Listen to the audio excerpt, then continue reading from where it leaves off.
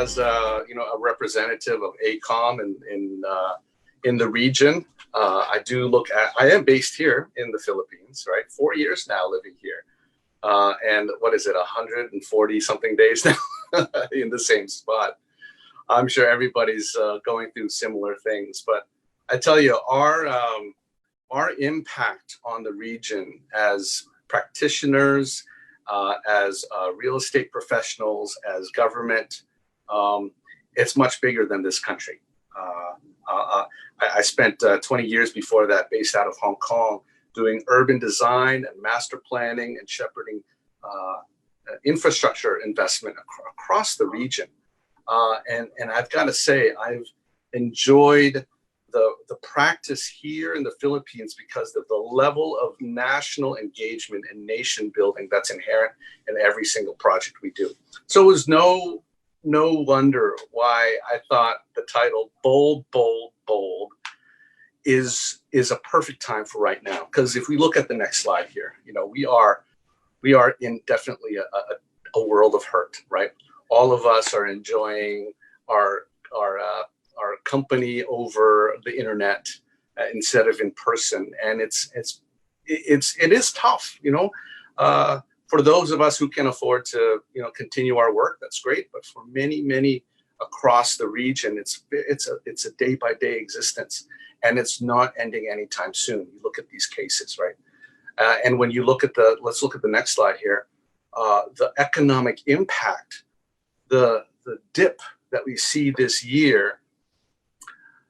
A lot of people are struggling, not just here in the Philippines, but I advise people in Thailand, in Indonesia, in Vietnam about what to do. How do you recover with jobs? And I say, because of this dip, this is our chance to do something strong. Now's our time to do things differently than before. I've always enjoyed those competitions, Judith, which are design competitions, but we are all in this together.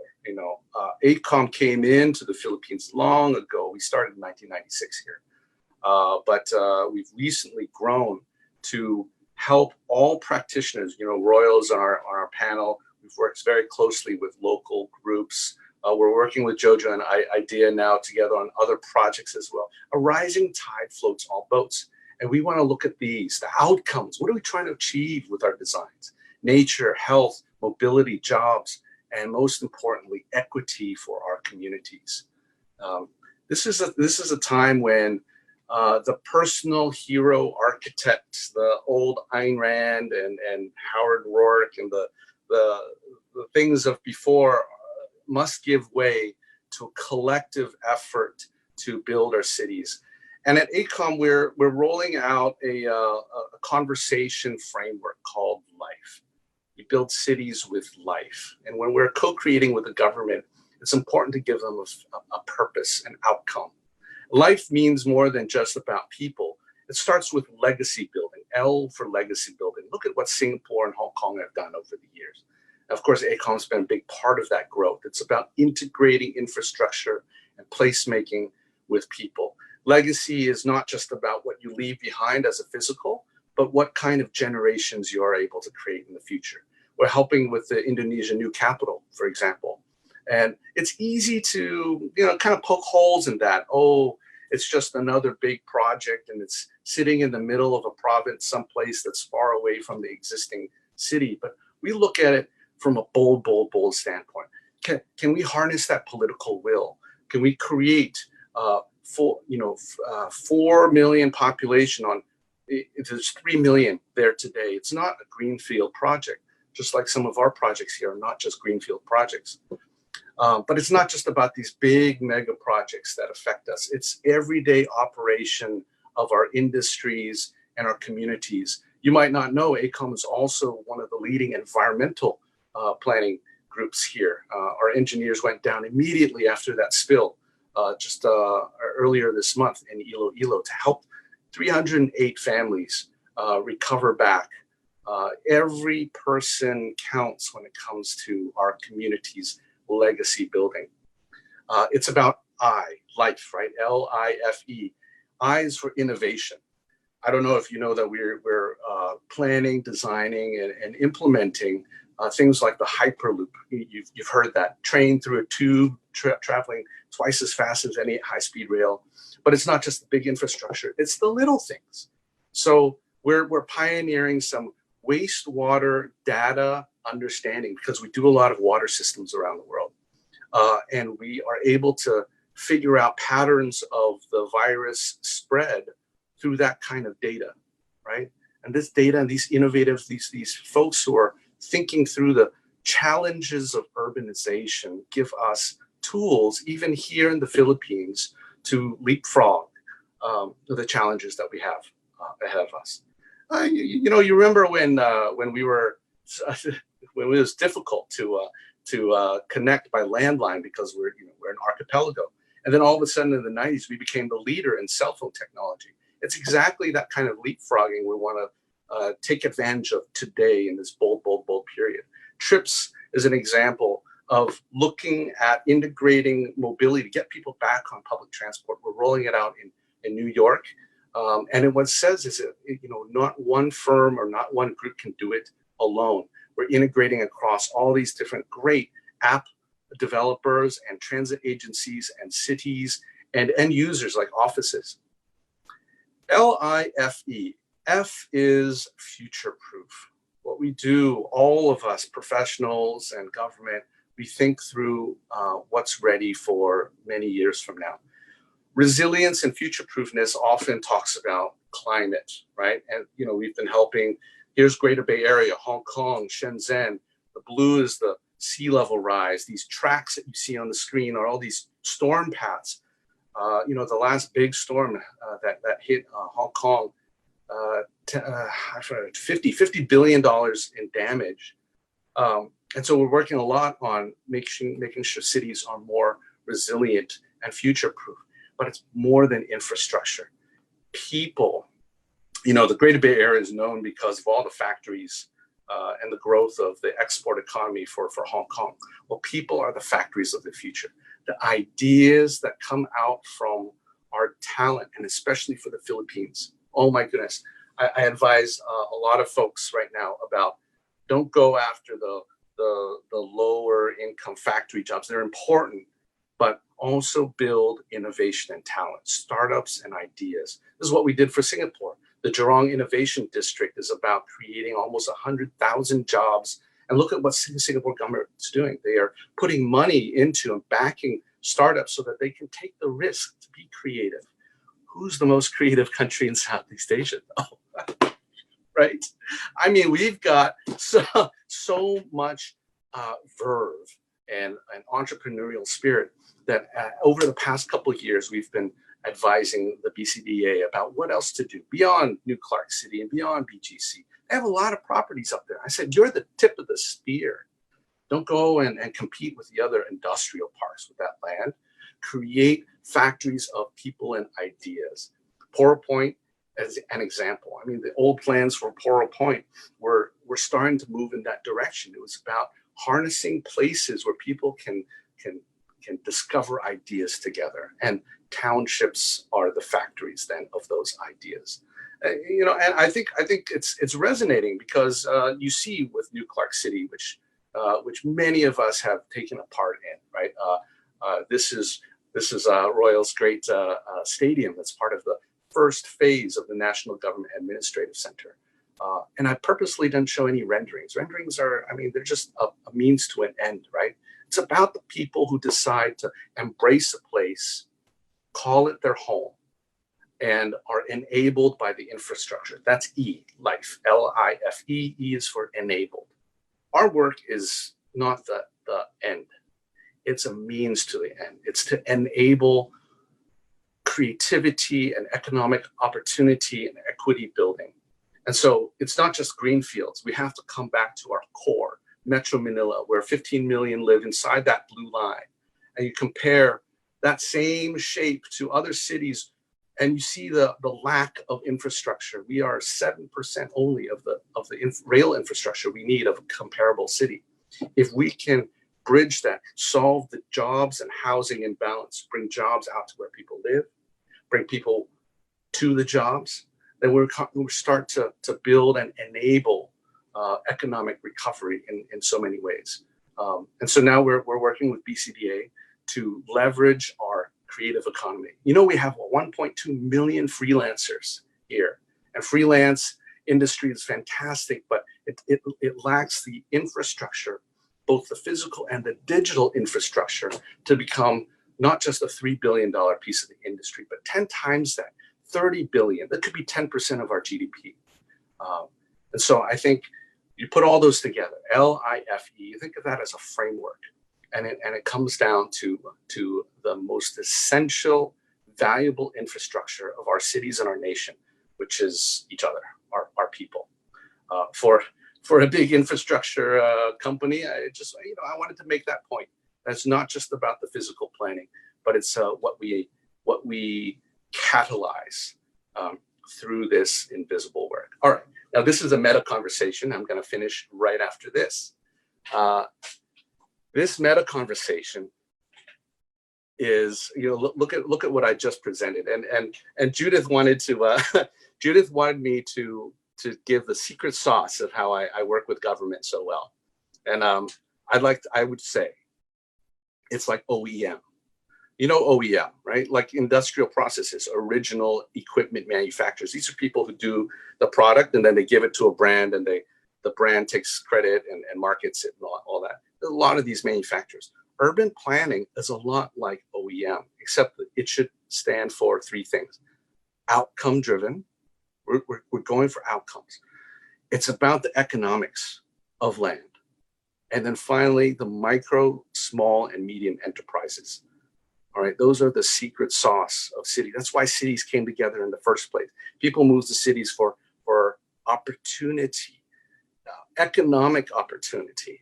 And it's going to be the small businesses, the 1, 2, 10 person, 200 person business that finds a cheaper place in a city to set up, can afford to fail a little bit because they're not paying exorbitant rents. And when you're doing city planning, you got to learn to get out of the way, create a framework, and let the unpredictable happen. And that is like being an OEM. It's being just the designer to create a framework and let government own it.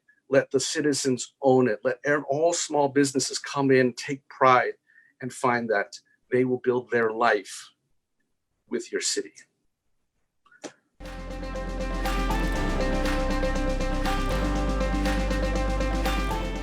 We are all at the crux of a shift from the old normal to what we are all calling the new normal. But what we don't know is how long is this new normal going to last, or whether we ever come back to the old normal or not.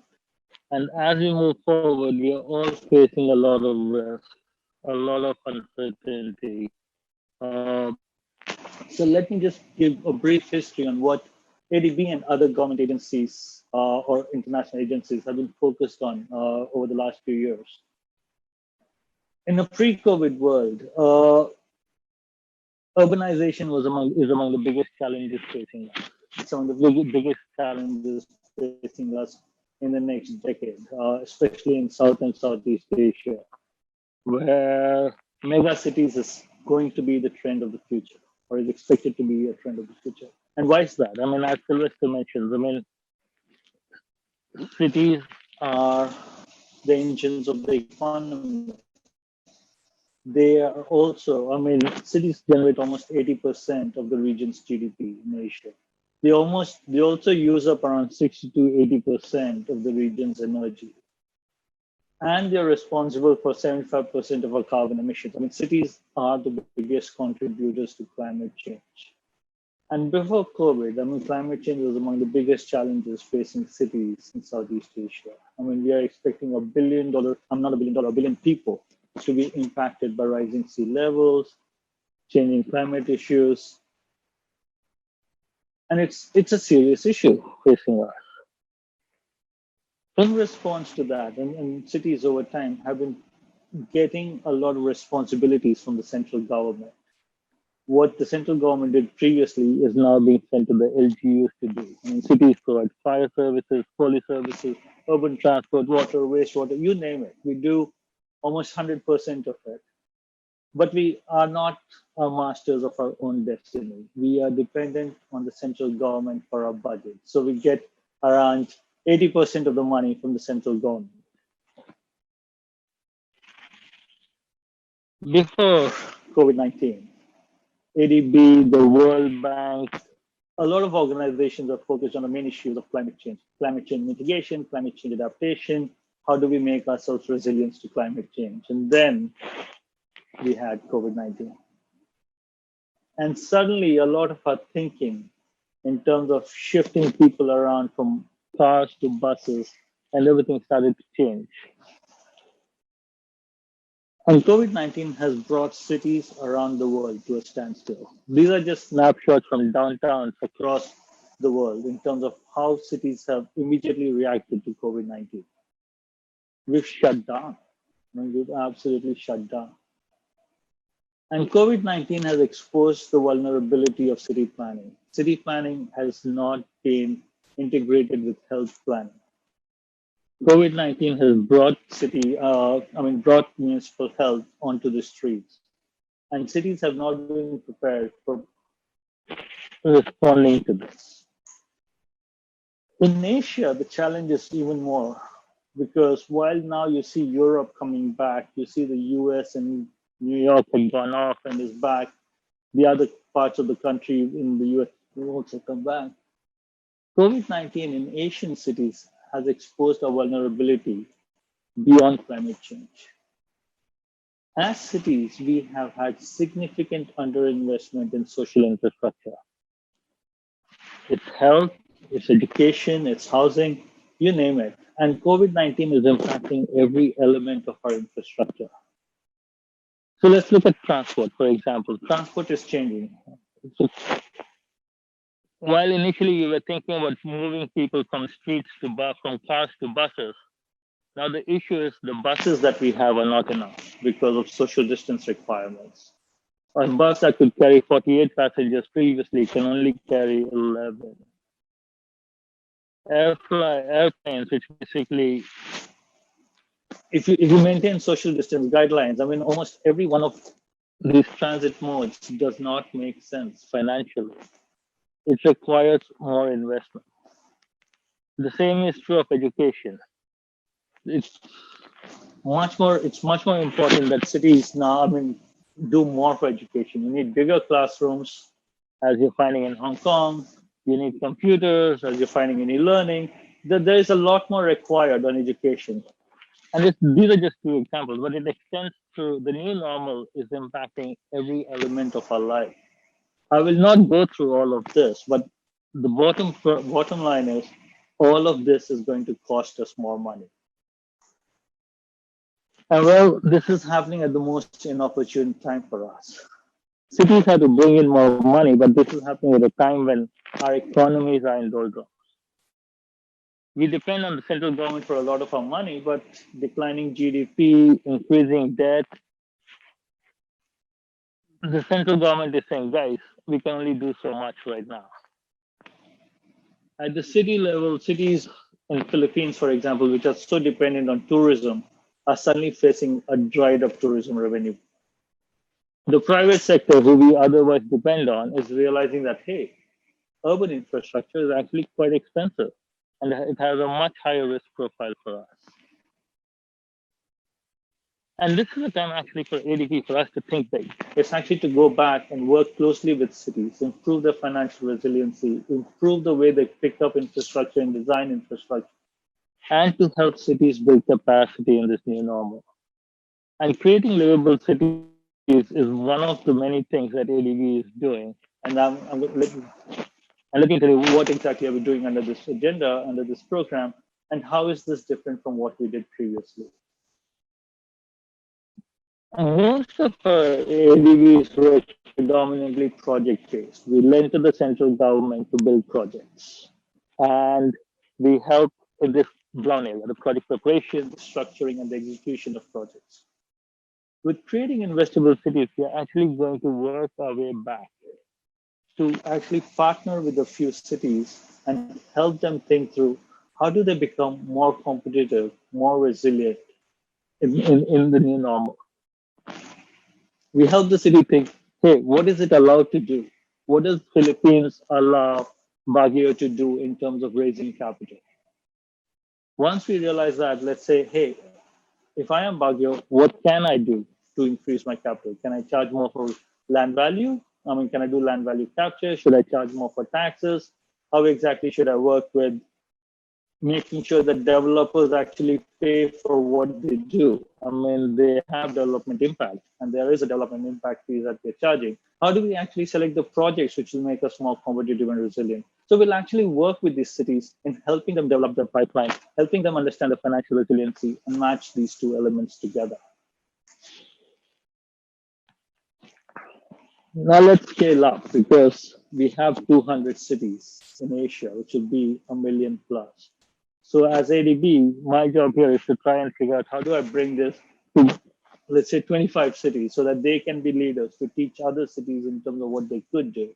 So what we are developing is having a scalable integrated focus. So we are developing standardized frameworks so that I can then hire consultants to work across 5 or 6 cities at the same time, so that these cities can learn from each other. So that Bali in Indonesia can learn from Palawan in Philippines, can learn from Da Nang in Vietnam, in terms of how exactly are they making ends meet in these difficult times.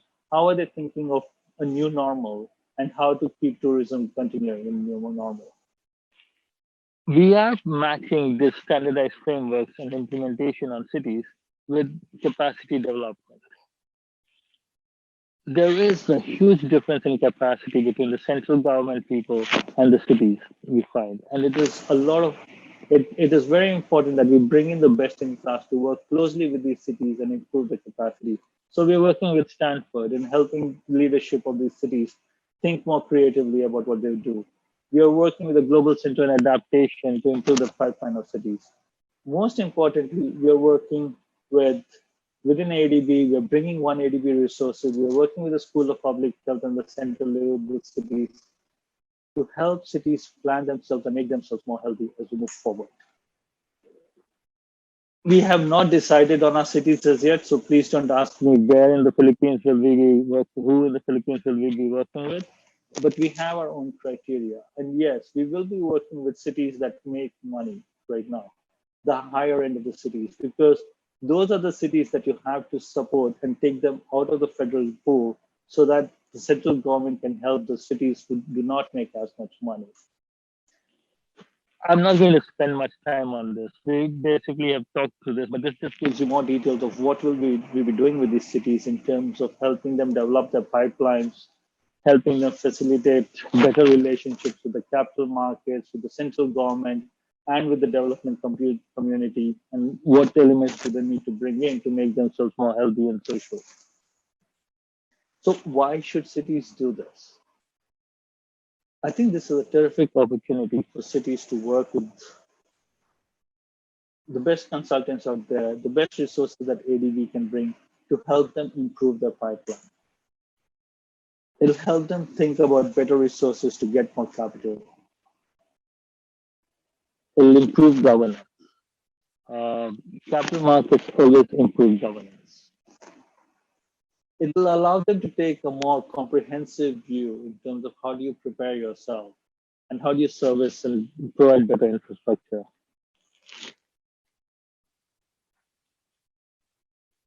So, summarizing this, Judith, in terms of the focus of this presentation or the focus of this discussion, for us, this is an opportunity to never waste this crisis. I mean, let's take advantage of this crisis and move forward. This is an opportunity for positive change for all of us, for cities, for central governments, and for us, the development and the developer and architect community, for us to come back better. I mean, we've already started seeing this shift towards climate resilience happening.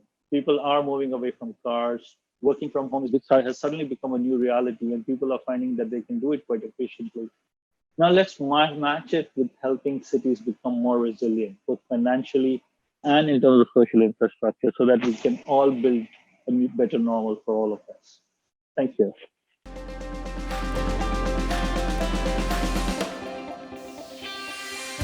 you know, this is something that we've always been thinking for the country, you know, as an architect, a designer. And I am no expert, no, I have no expertise in dealing with the government. We all know that, you know, our impression working with the government is always difficult, you know. And I'll be speaking today and I'll be sharing today what I believe is the thing that makes and continuously makes us interesting for the government, not because of politics, of all this bureaucracy and we can even say corruption. But I think it's something that I would like to tackle creatively, and this is about authenticity. You know? This is what we want to present, the concept of authenticity, wherein we all know authenticity is about being genuine, being true, being honest, being real, being actual. So the main thing that I believe is quite important in doing a project, especially for all the audiences there, developer, architects, designers, even engineers. I believe that when Buji Royal was continuously doing our own architecture and design, we've always been an advocate of modern Filipino architecture.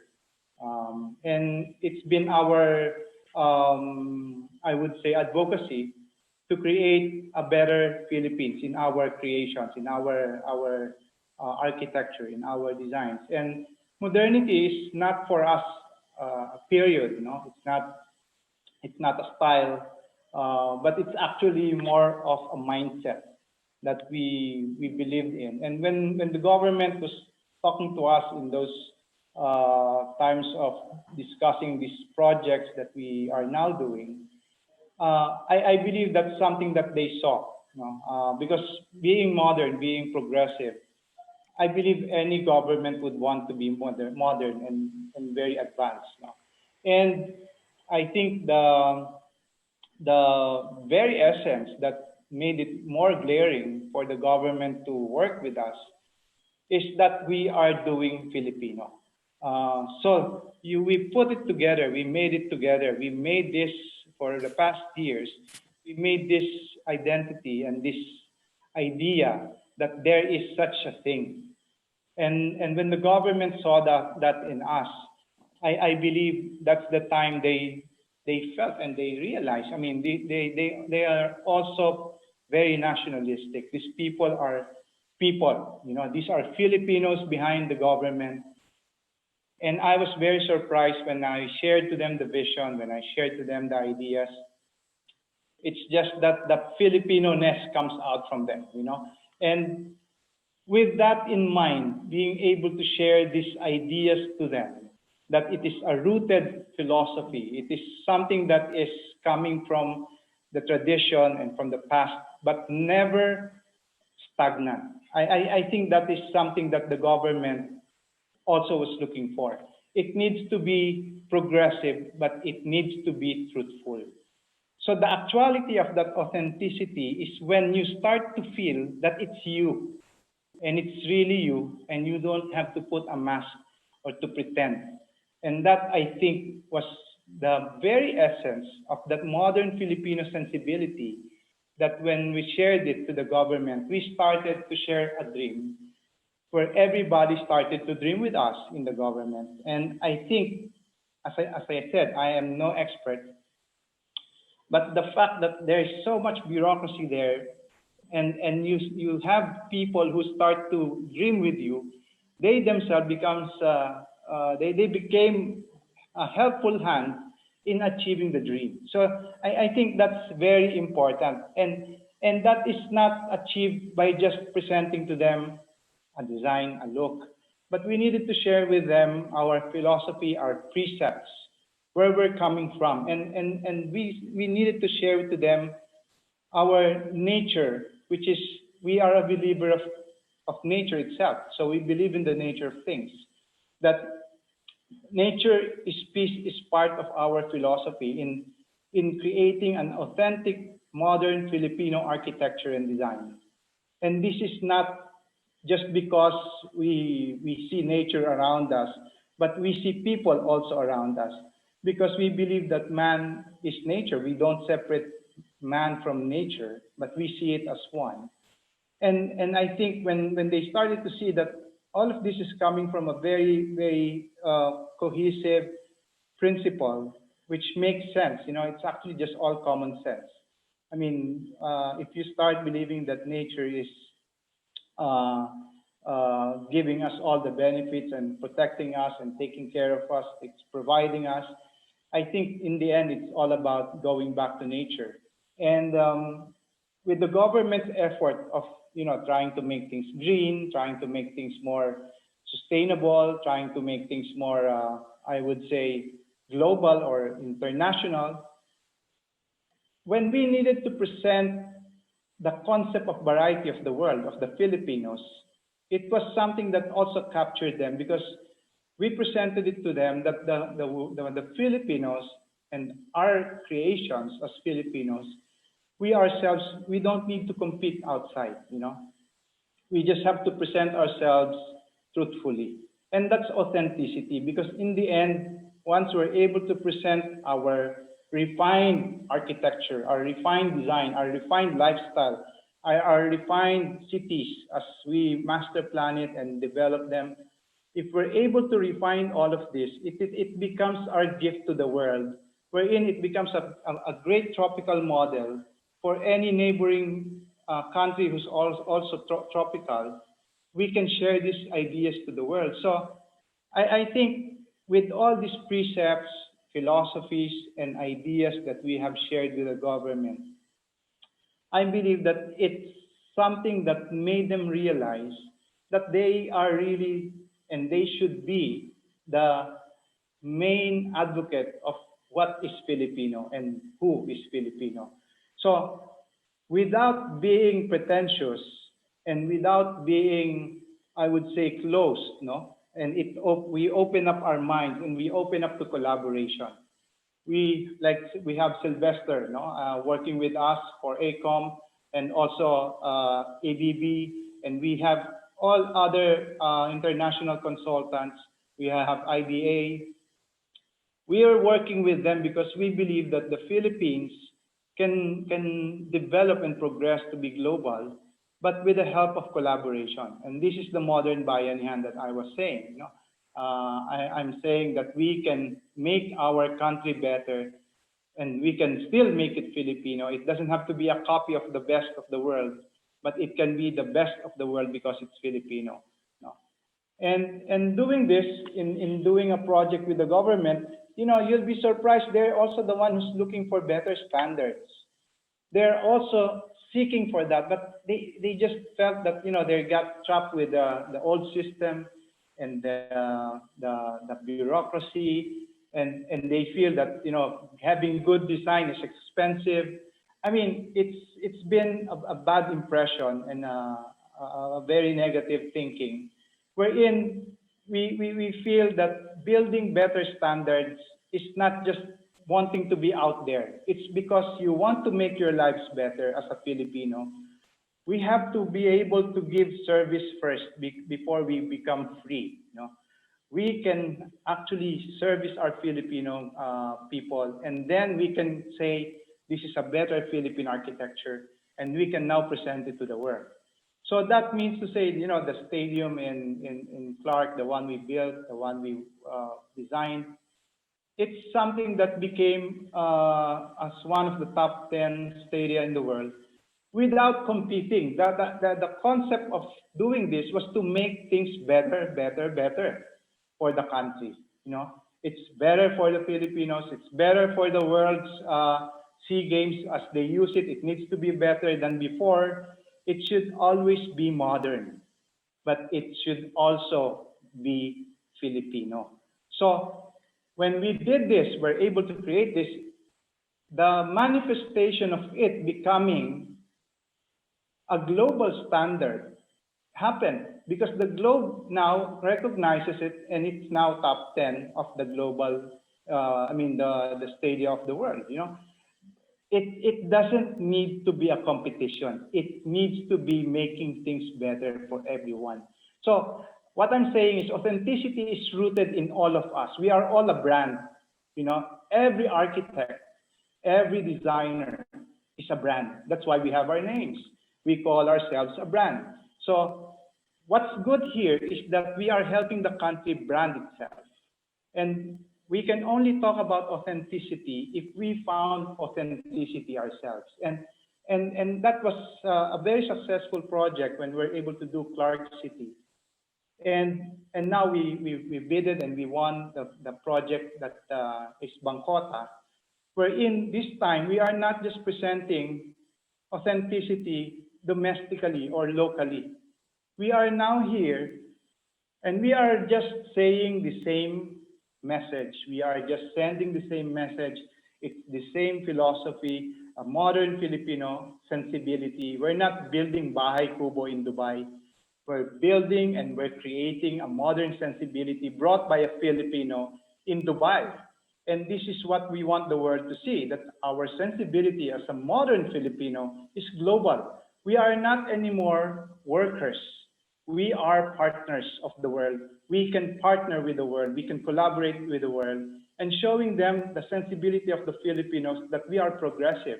And in Dubai, we are presenting this because in the end, it is about the variety that we want to present.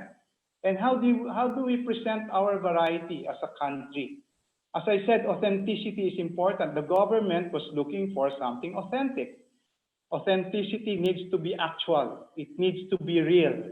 It needs, especially for the government, it needs to be true for the people to understand. It needs to be realistic. And we created and coined practical luxury even before we did the projects for the government. Why? Because we were dreaming for the country. And we believe that the practical luxury is something that the Filipinos can own at this very moment. We can own to have and live a luxurious life by design. We don't need to spend too much, too expensive to say that the Filipinos are now having a luxurious life. So what we're saying is we are able to build Clark, we're able to put up the airport, and these are for us better standards. But these are all within the budget. It is very prudent, it was very practical, and it's very luxurious by design. So what I'm saying is that the Filipinos can afford it. It's not true that we cannot. So the government, when we presented all of these projects and we collaborated with them, what we just did was simply present to them a dream. And from that dream, they were able to capture that idea and they started to dream with us and they started to discover things with us. And with that, they started to evolve with us. And this thing, I believe, is the key for us architects and designers to constantly work with the government. We should keep asking ourselves, what is next? What is the next modern Filipino architecture? And thank you so much.